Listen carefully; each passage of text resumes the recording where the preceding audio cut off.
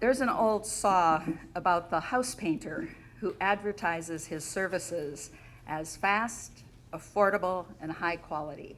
Pick 2 out of 3. That feels very much like the dilemma facing higher education. At the same time that President Obama and the majority of state governors call for a significant increase in the percentage of the working population that has a degree by 2025, the federal and state resources available for public higher education have declined. The main alternative for raising revenues, which is increasing tuition and fees, has been denounced by parents, students, governors, and Congress. The most obvious ways to cut costs and increase the production of undergraduates, increasing the number of students per class and per faculty, and decreasing time and credits to degree, are viewed as threats to quality. The demand facing U.S. higher education is high quality, globally competitive degrees for more students in less time with less revenue. Fluctuation in the levels of funding for higher education is not new. In the past, however, periods of austerity were followed by funding levels that exceeded previous support. Today, there is much talk of a new normal. And actually, I don't really want to keep it there. I want to remind you with this slide of just how many, you know we have 10 campuses. We have that many education centers. We touch people all over this state. And I meant to put that up earlier. There is much talk of that new normal. There's widespread belief that funding levels are unlikely to bounce back due to competing costs at the state level, primarily unfunded healthcare and pension plans. In Hawaii, that liability has reached $39 billion, among the worst in the nation. At the federal level, sequestration, the deficit, and a gridlock Congress make future federal funding for higher education appear volatile at best. Most policy analysts do not believe that funding for higher education will grow in any significant way. They believe current levels will be the new normal. In the past, campuses responded to revenue problems by either limiting enrollments or increasing tuition or both. Now these solutions are increasingly seen as detrimental to the public interest. The public interest is equated with increasing the educational capital of the nation and in turn increasing its global competitiveness. The new normal for campuses presents a very real threat not only to the prevailing models for financing higher education, but also to the norms and traditions of quality, the norms upon which we would build our global competitiveness. Let's take the realities facing higher education in the US and Hawaii one by one. First, financing. This morning, Dennis Jones made it clear that the costs of higher education have shifted from the state to the student and their families. For many in Hawaii, this is seen as the end of a long-standing social contract. Families have paid high state taxes, but they were assured that tuition would be low at UH and their children would be able to access quality higher education. The debate is often put most simply, as Chair Holtzman said, who benefits from higher education and who should pay for higher education. The benefit to the individual is clear. Those with higher levels of education are more likely to be employed, and they're more likely to earn significantly more than those with lower levels of education, as much as $1 million over a lifetime. So clearly, it is a worthwhile individual investment. But the state benefits as well. State government enjoys increased tax revenues from college graduates and spends less on income support for them. Moreover, college graduates are more likely to vote, to volunteer their services, to support local charities, to be healthy, they're less likely to smoke, and less likely to be incarcerated. Society clearly benefits from its investment in higher education. Who benefits? Who pays? It is clear that higher education results in both a private return and a public good. It is fair and appropriate that both the state, through its tax revenues, and the students through their tuition pay for higher education. It's a good investment. In fact, because the return on investment is as high as it is, every nation wants more of it. They want more citizens with degrees and certificates that ensure national competitiveness. Which brings us to the second reality that faces the US and Hawaii. At exactly the same time that we're facing the new normal in funding, we need to increase the production of degrees. Since World War II, the US has led the world in the educational attainment of its citizens. And as a result, the US has led the world in economic development and standard of living. But we have lost our edge. Other nations have surpassed us in the college-going rate of young people. In Hawaii, the current educational attainment of our citizens is relatively high, but that is based on the attainment of older generations. The educational attainment of our young people in Hawaii is decreasing, a fact that bodes ill for the future. Most of us in this room hope to retire and grow old in Hawaii, but we will not enjoy the quality of life that we expect if this trend continues. Hawaii's P20 Council put the state's goal in place in 2007, 55% of our working age population with 2 or 4 year degree by 2025, 55 by 25. It's also a reality that our population growth, both in the US and Hawaii, is coming among the very groups that have not been well served by higher education in the past. We not only need to increase the number of degrees and certificates we award, but we need to increase the number of these credentials that go to the underserved groups, ethnic and racial minorities, low income, and less well-prepared students with whom higher education has a poor track record. Not only do we need to produce more credentialed citizens, we also need to do it faster. Many 4-year public institutions don't even report a 4-year graduation rate. There are too few students getting a 4-year degree in 4 years to report it. It is often below 20%. UH Manoa has moved its 4-year graduation rate from 14 to 21% in the last few years. So as a result, we don't report 4-year graduation rates, we report 6-year graduation rates. Let's see, UH Hilo and UH West Oahu have a 6-year graduation rate at 42%, and UH Manoa has a rate of 57%. Now, within their institutional types, their peers, that's not all that bad, but the reality is that it's dismal across the nation. Those are just unacceptable graduation rates, and we've got to work on it. 2-year campuses are actually even worse at producing 2-year degrees in 2 years. This is a national problem again. Too many students either leave before earning a degree or certificate, or they're taking way too long to get it. And the longer they take, their chances of getting it continue to go down. So higher education is being called upon to produce more graduates in less time, and if you believe the new normal, with less resources. Which brings us back to cost for just a moment. Dennis showed us that public higher education in Hawaii is not as productive as it might be, or at least not as productive as it is in some other states. In other words, in some places, more graduates are produced at less cost. He challenged us to look carefully at the notion of cost. In higher education, when we are asked about cost, how much does it cost, we reply in expenditures. This is how much we spent. As Dennis quite rightly, excuse me, not that line yet, Dennis.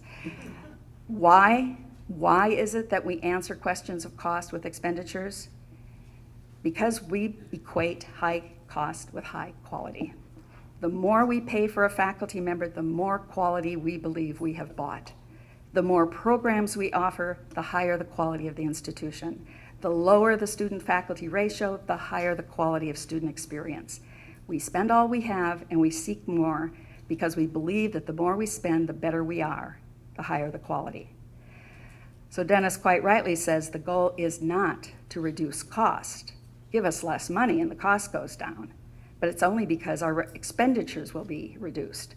The goal has to be to increase productivity, or as Jane framed it for us, to improve our cost effectiveness in order to increase student success.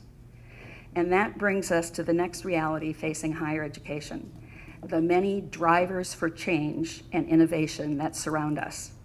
Competition from new providers and examples of educational innovation are putting pressure on traditional higher education to take notice. For-profit higher education has demonstrated that the faculty role can be unbundled and that education can be delivered more efficiently to many more students. Although the quality may be and is uneven, many of these new providers are gaining accreditation because they have succeeded in documenting student learning and in improving on those outcomes. For-profit online providers are reaching vast numbers of students. Another example, Western Governors University has shown that competency-based programs can be taken to scale.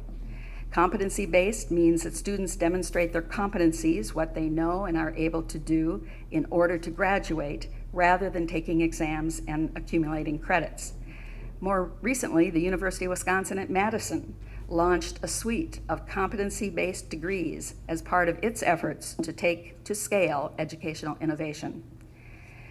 It is, of course, the development and application of technology that has allowed for innovations in delivery, both within the classroom and at a distance. Online courses fill rapidly, and today many students attending traditional residential campuses are taking advantage of online offerings to supplement their academic programs and to provide flexibility in their schedule. Elite institutions have launched MOOCs. We couldn't go through this whole day without at least saying the word MOOCs. For those who might not know what that is, it's massive open online courses. And they launch these not as credit-bearing academic courses, but as demonstrations of the potential for technology to deliver educational content globally. UH campuses are exploring and implementing innovations focused on increasing the number of students who are ready for college, who enroll and persist to degree completion in less time.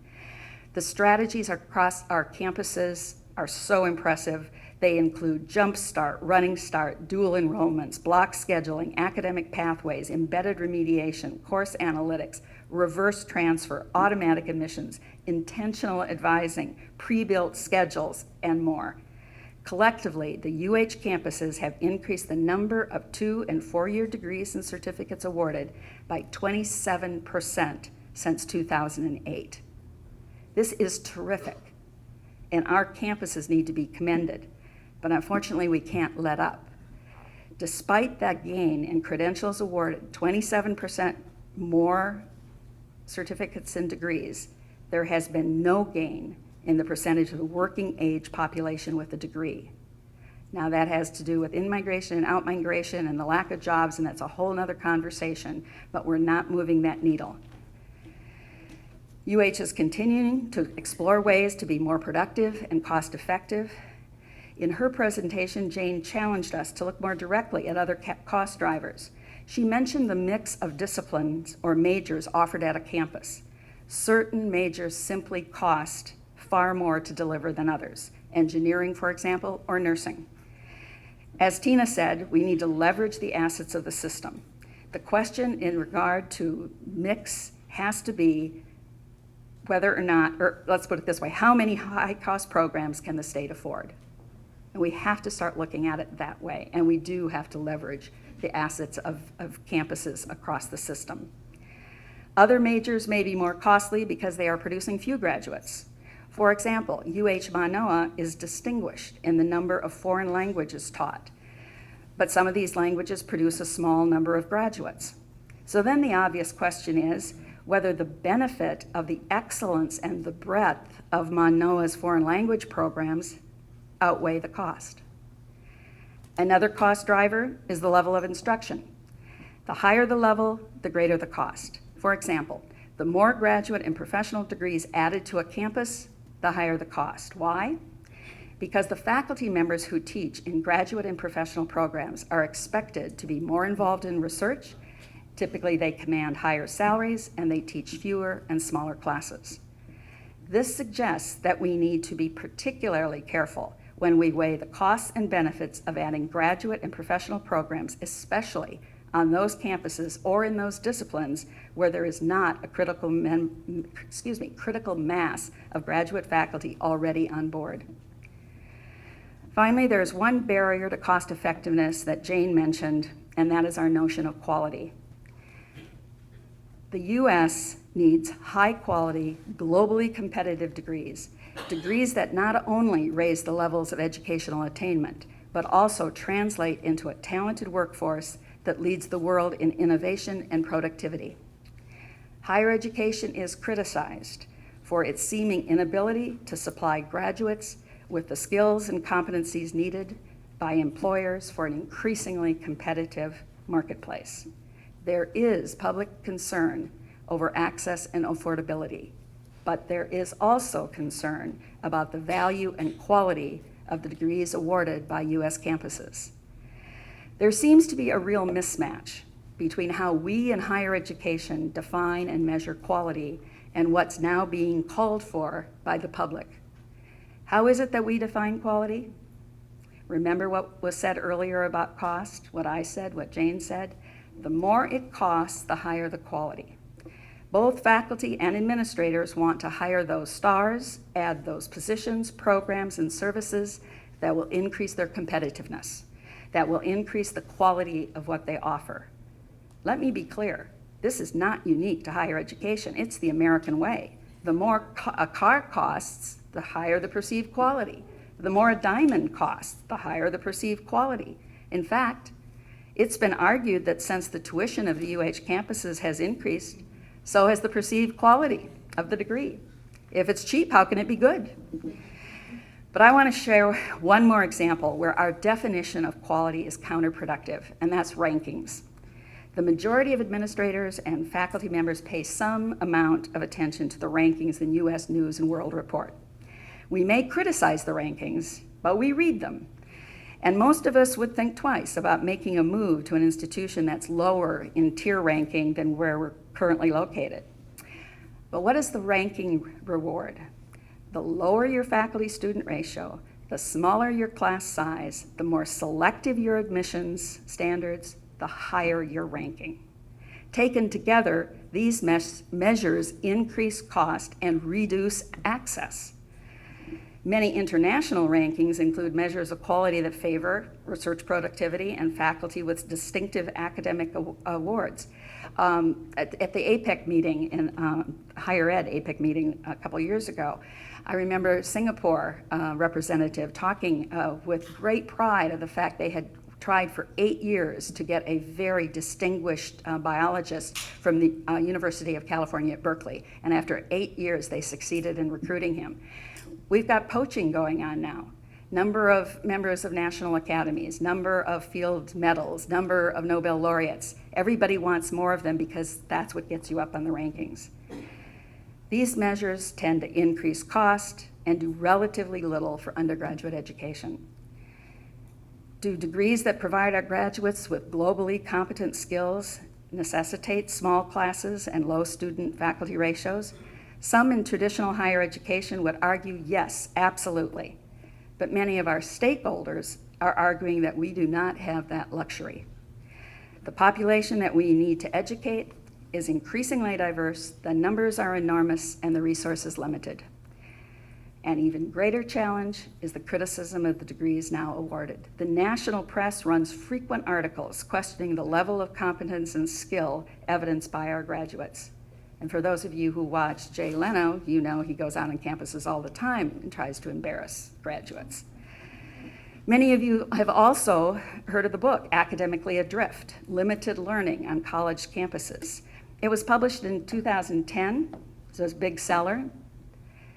We can dispute the findings. There were two academics, one from the New York University and the other from the University of Virginia, and they essentially argued that there was little measurable difference in the critical thinking skills of freshmen and seniors.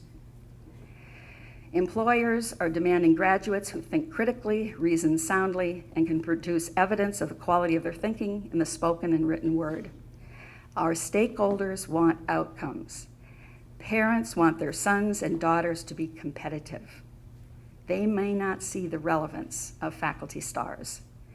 We continue to talk about inputs when our stakeholders are concerned with outcomes. Somewhere along the way, we came to believe our own rhetoric, that the more we spend, the better our product. As Jane pointed out this morning, it is where we spend our resources that counts. Both the goal and the challenge are clear. The way forward, less so. We need the collective wisdom of our entire community brought to bear on the issues of quality, quantity, and finite resources, the new normal. Much of what must happen will be internal, but innovation can be fostered and promoted from the community, campus, system, state, and federal levels. We cannot address these challenges in isolation. We need innovative thinking about the cost effectiveness of higher education. We need new strategies for increasing productivity that support more students through to completion. And we need a new culture of quality that honors outcomes, not just inputs. We must harness our capacity for innovation and apply it to the traditions, assumptions, and structures of higher education. We must protect its strengths at the same time that we create avenues to educate more students effectively and efficiently. And we need your help. At this time, I'm going to ask Karen Lee to come forward and give us directions for how we're going to break into groups and discuss the challenges facing higher education in Hawaii. Thank you.